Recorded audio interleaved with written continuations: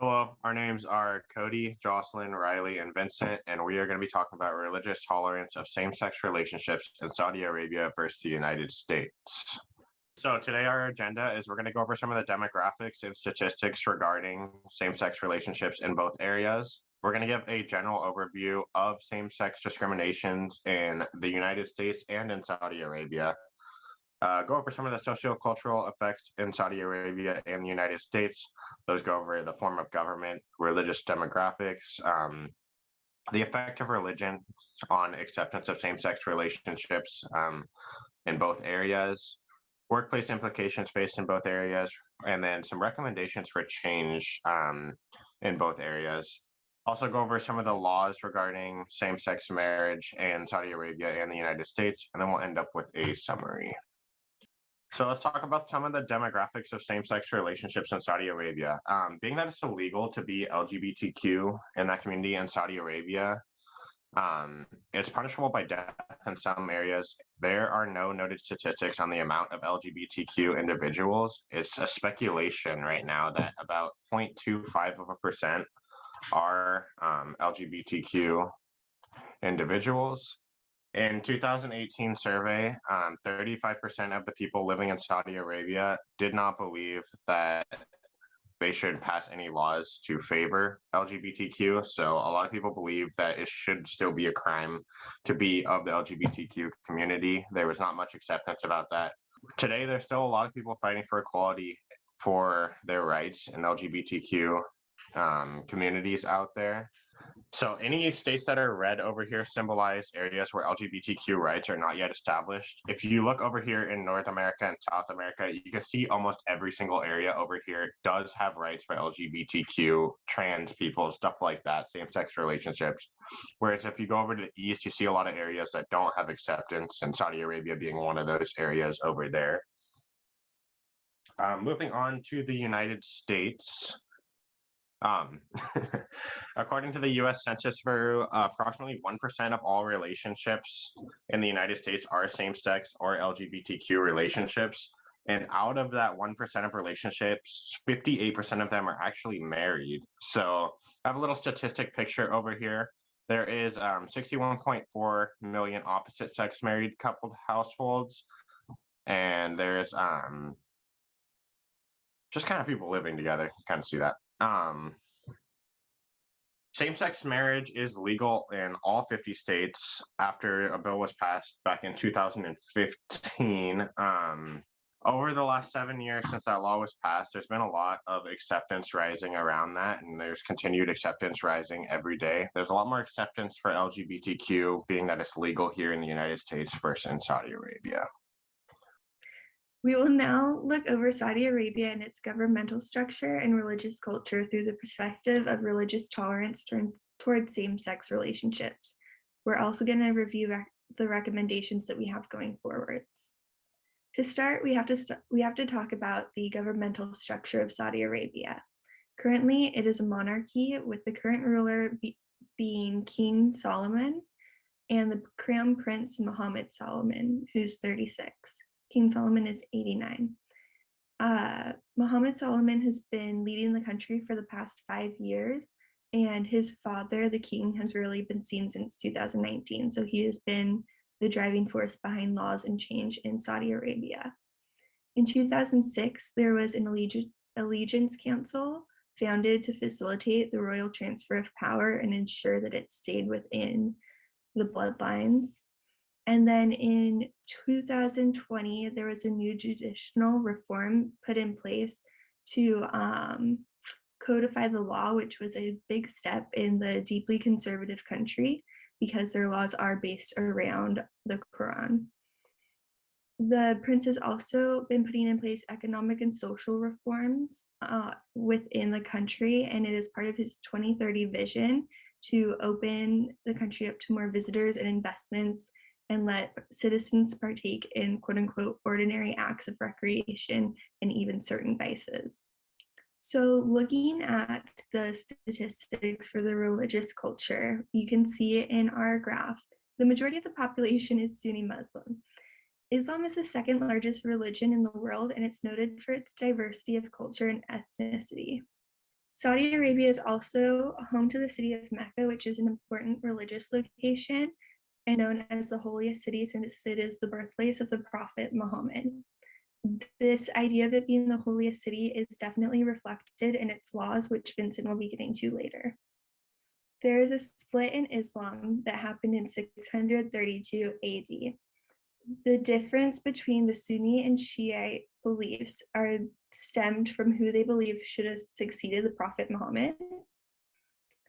Both religions follow the Quran, but there are different beliefs in the leaders and who should go in the succession of leadership within the country. These are the 6 articles of faith of Islam, and each branch has the same central beliefs, but within these beliefs, the key element with our report is surrounding the 5th one, which is the belief in the day of judgment and the afterlife. It is reflected in the culture and their beliefs through what being in a same-sex relationship means for this day of judgment. So here are some statistics surrounding the beliefs around same-sex relationships. There is a wide array, as you can see, of what the beliefs are. Through the spectrum, there are sides that are welcoming and inclusive, and a level of rejection as well that can be marked by a range of actions, from name calling to physical violence. Looking at the religious impact on the acceptance of same-sex relationships, you can see that the religion is directly tied in with the laws, which makes the acceptance at a lower rate and intertwines the interdependence between religion and the law. It also makes it so that everyone's personal interpretation of the Quran is what they believe. So if you interpret it that same-sex relationships are bad, then that's the way you're going to go. But if you interpret it that it's okay to have same-sex relationships, that's how it's going to go. It's individual perspectives of the same book. And it's also a case of nature versus nurture. So you grow up in a society where everyone tells you that it's bad, that's going to be the nature in which you feel towards that belief. Whereas if you grow up in a society where you're allowed to feel how you want to feel and you aren't going to be punished by it, and you get to nurture those beliefs, then that's the nurture side of the acceptance. It's crucial to clarify here that Islamic business ethics and Western business ethics differ in the emphasis of the use of reason. By this, what we are saying is that Western business ethics have a code that are strictly for business, whereas Islamic business ethics fall into the same idea of perspective through the Quran of what is right and what is wrong, which intertwines them with the religion further. There's also a societal pressure to conform to the homogeneity of the Saudi culture, and this is associated with common and shared values, which can eventually lead to an uncomfortable work environment where you feel you are being forced into acting in a certain way in order to fit in and not face repercussions. The recommendation that we have for Saudi Arabia is a greater separation of church and state, which we can see beginning to happen as the Crown Prince takes more power and starts driving the country into the future. From this, we can tell that the monarchy has a big impact on the law and the religious culture of the country.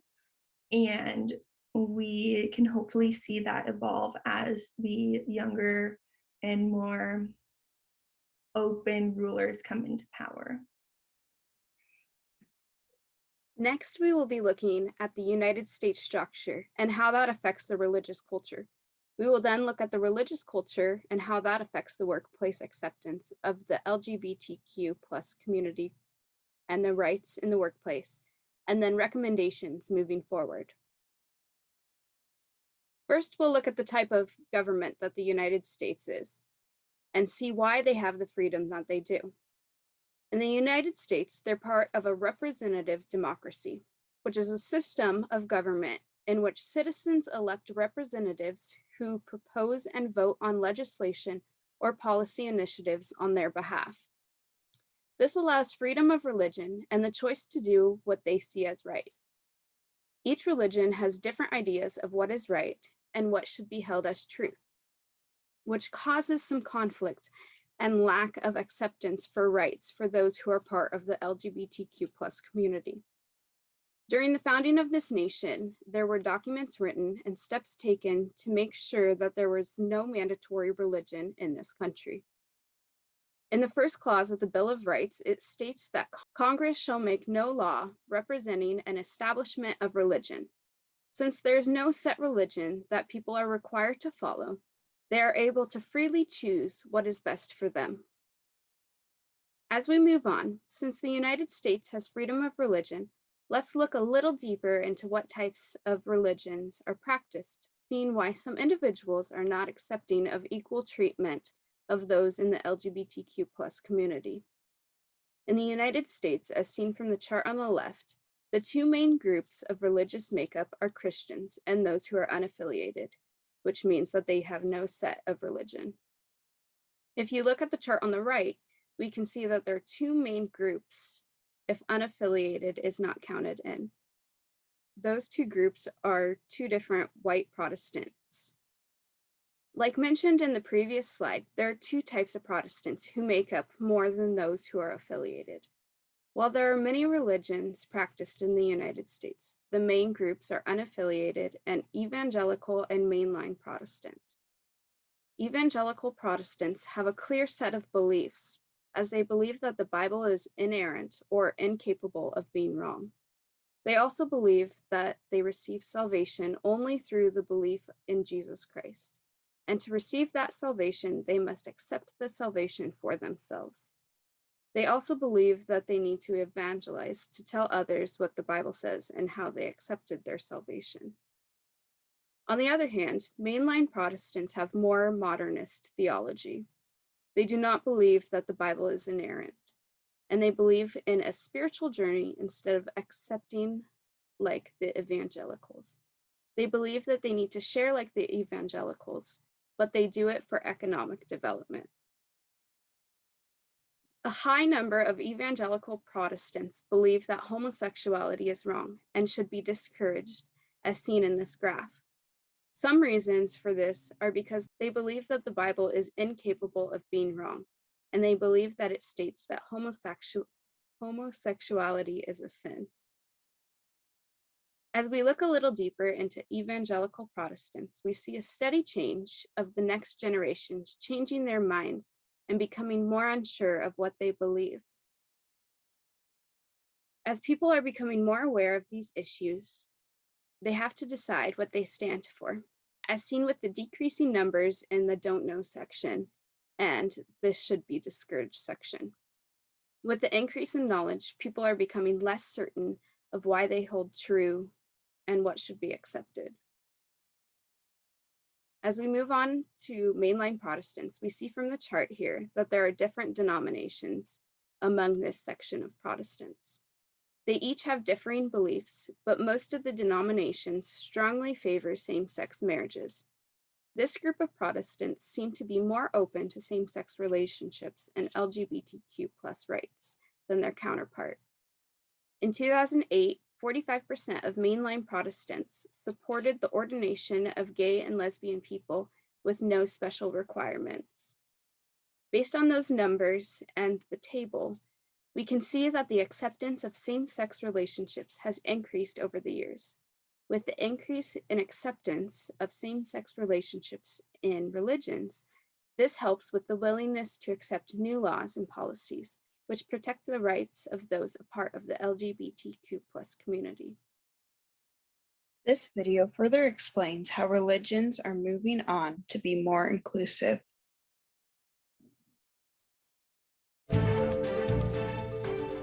Gay marriage supporters have a new reason to celebrate. The Presbyterian Church USA just paved the way for same-sex couples to get married. After decades of debate over the issue, the church's legislative body last year endorsed a new definition of marriage, which includes a, quote, commitment between two people. It was up to regional districts to then vote on the change. More than half voted yes, making the denomination the largest Protestant group to recognize same-sex marriage as Christian. This isn't the first groundbreaking action taken by the church. In 2011, the denomination voted to allow gay ministers to be ordained. I think that we're always moving towards openness and more inclusion. It's what we're called to by Christ, is to welcome the outcast. Paul Mowry, one of the first openly gay ministers to be ordained, spoke to MSNBC after that change was made, which led to scores of churches leaving the denomination. I think the church is stronger now, and I think, you know, change is hard for everybody. For some, this change is hard. For others, waiting for this change was hard. But the church is ready to go forward, I think. The Presbyterian Church will go forward with its new definition of marriage at the start of summer. We looked at two main groups of Protestants in the United States, but there are many more religions that also have a stance on what they believe is right in same-sex relationships and rights of those in the LGBTQ+ community. Since the U.S. is a melting pot, there are no set religious standards about same-sex relationships or marriage, and that can be seen in those in the workplace. We can see that the religious stand is split around half on whether they stand for same-sex relationships or marriage or not, which moves into how those identifying as LGBTQ+ are treated in the workplace. Since there's such a wide variety of beliefs, some workplaces have better practices in place, which are more inclusive. But some workplaces still have people who are biased, either because of their religious convictions or personal upbringing. There are some laws that protect the rights of those in the US who may be discriminated against who are in the LGBTQ+ minority group. Some workplaces still have a patriarchal view and have a hard enough time to provide equal opportunity for women, much less those who identify as LGBTQ+. This patriarchal structure is slowly decreasing, but it still plays a role in how free workplaces are to implement better practices and policies to give support to those who identify in a minority group. There are some instances in certain states that if you are a religious organization in a workplace, then there may be exemptions which allow them to refuse service to those who identify as part of the LGBTQ+ community. Many laws are being revoked to create a more inclusive working environment, but it is still possible for this to happen. While this is still a work in progress, there is hope for the future, knowing that with new policies and training, more people will be more aware and get on board with treating everyone with respect, even if they disagree with how they may be living their life. By providing diversity training, this helps people to understand each other and why they are doing what they do. With training, we all become more human to each other, even though there may be different ways that we are living our lives. This video shows how complicated making and enforcing new and old laws can be. When the Supreme Court made same-sex marriage legal in 2015, many people thought the conflicts over gay rights were over. LGBT people are represented widely in movies and television shows, and a few even hold political office. The culture wars are over, right? Not exactly. In 28 states, it's perfectly legal to fire someone for being gay. And some religious people believe they're being persecuted for their beliefs. The two sides haven't found a way to work together, and the fight is getting a lot nastier. The Supreme Court can do many things, but the Supreme Court cannot get Jesus Christ back into the grave. That's all I'm asking is a safe place for me and people like me to go to the bathroom. You've probably heard about recent religious freedom bills, like laws in North Carolina and Mississippi, and the bill that got vetoed at the last minute in Georgia. New legislation is creating protections for people, mostly Christians, who have religious objections to homosexuality, same-sex marriage, and transgender identity. At the heart of these bills are tough questions about rights and discrimination. Should a baker have to bake a cake for a gay couple if he believes homosexuality is a sin? Here's what's showing up in these laws. Some bills concern bathrooms. This is what we saw recently in North Carolina, where the legislature is requiring transgender people to use bathrooms that correspond to their biological sex at birth. But this is very difficult to enforce. The government can't really expect teachers or state employees to check people's genitals to make sure they're using the right restroom. There really isn't any way for anybody to operationalize this rule. This is just literally a sob to people who are afraid of something that they haven't really seen or ever engaged. Another protects clerks and judges who don't want to marry gay couples at courthouses or sign their marriage licenses. Remember Kim Davis? She was the Kentucky clerk who refused to sign her name on gay marriage licenses and was jailed for refusing to do so. Finally, some for-profit business owners don't want to provide services to same-sex marriage ceremonies. This includes photographers, bakers, florists, DJs, and more. But in many places, these claims are somewhat ironic. In most states, businesses can already choose not to serve LGBT people. I don't believe it's morally decent to say to two gay guys who come in for a cake, okay, you need to go down the street to this other place. As you might imagine, LGBT advocates want to change that. They want to make it explicitly illegal in all 50 states for employers to fire people, or landlords to refuse to rent houses or apartments to people, or businesses to refuse to serve people because of their sexual orientation or gender identity. So far, there hasn't been much deal-making with religious conservatives. Utah is the only state that's passed a so-called compromise bill, which combined LGBT protections with exemptions for religious groups. I would be very disappointed if I had a bill for religious freedom that did not include anti-discrimination. So in the United States, we're facing a new set of questions about what rights mean and about what discrimination means. The question is how you put those two ideas in conversation with one another, where one person's rights stop and another person's rights begin. What's the difference between discrimination and protection?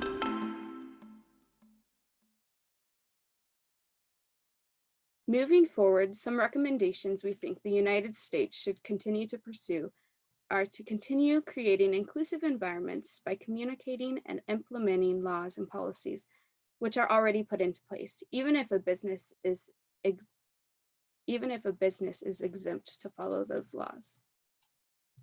To continue this fostering of inclusion, we think the United States should create more laws and policies to protect the LGBTQ+ community, as well as harsher punishment for those who do not follow the laws and policies which are already put into place. People and states need to be held accountable for actions which show discrimination towards the LGBTQ+ community. Currently, Florida is doing the opposite of creating an inclusive environment. They just passed the Don't Say Gay bill, which prohibits teachers from acknowledging the existence of same-sex relationships and forces them to out their students to their parents. This bill will also ban curriculum concerning LGBTQ+ issues by limiting what is taught to children about sexual orientation and gender identity. Education is the best way to help decrease discrimination, but people have to be willing to listen for things to change. To help things change, many famous people and businesses are speaking up for the rights and unfair treatment of those in the LGBTQ+ community. One of those people is a Formula One driver, which we see in this video. What I truly believe is that everyone should have equal rights, freedom of speech and freedom of movement, and there are places where that's not allowed. There's places such as here where the LGBT community, there's prison time, death penalty for that, and restrictions from people from being themselves, and I don't believe in that. Religions can change, rules can change, rulers can change those things. They have the power to. So we don't choose where we're going. Others have chosen for us to be here. So we have to make sure that we have to apply the pressure on them to make sure that they are doing right by the people.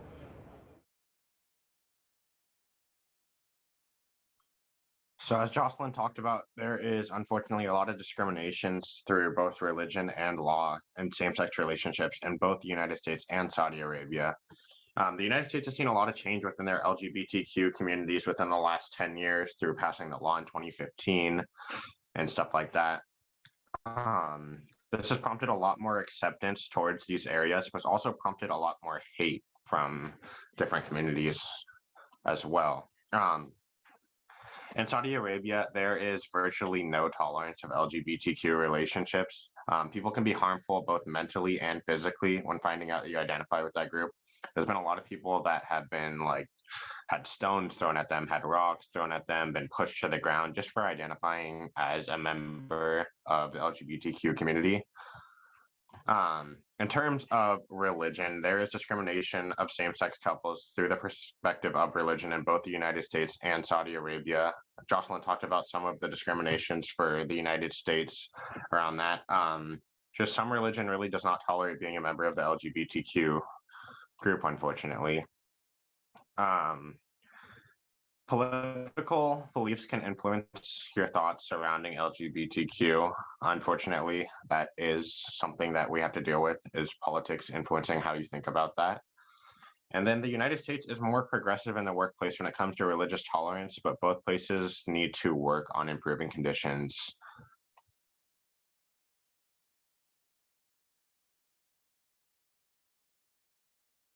Some same-sex relationship laws that are in Saudi Arabia the main focus is on Islamic law, which Islamic law interprets homosexuality as a sin, but it also is a crime as well. Saudi Arabia operates on an uncodified criminal code based on Shahari law.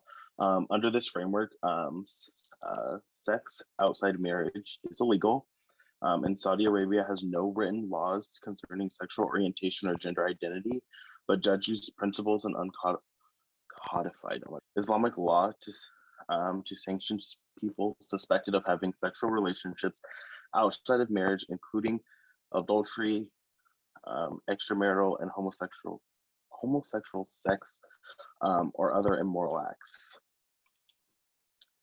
Islamic law surrounding LGBTQ+ rights is a crime to be in an LGBTQ+ relationship of any form. The law system is different in Saudi Arabia. Laws of LGBTQ+ are enforced by Shahari law. Breaking this law on LGBTQ+ is punishable by jail time, fines, or even death.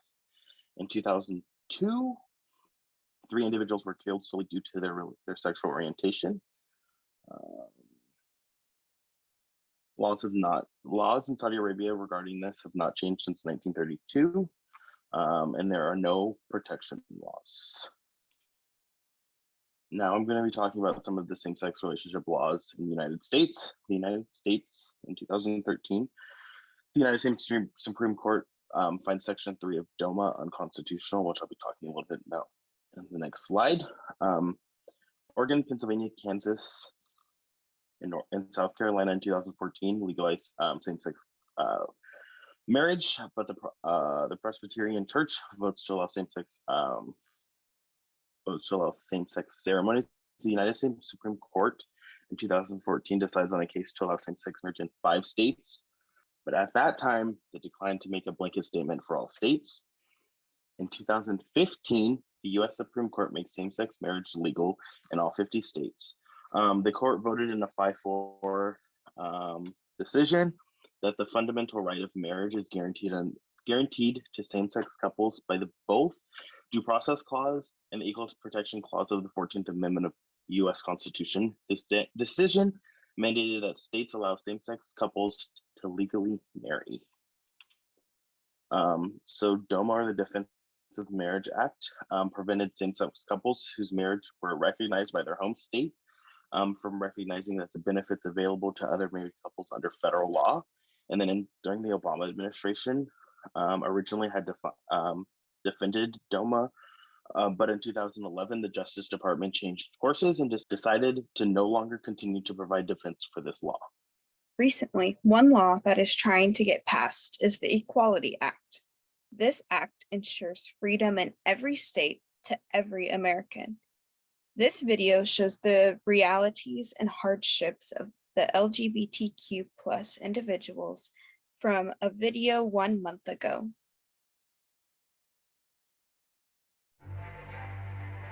America. 50 states promising freedom for all. But today, under state law in 29 states, a business could refuse service because of who you love. Housing could be denied because of your gender identity. Medical care could be rejected because you're a woman with a wife. In 29 states, basic freedoms are missing for millions of LGBTQ+ Americans. This flag is the LGBTQ+ reality. But we can change it, because this is America.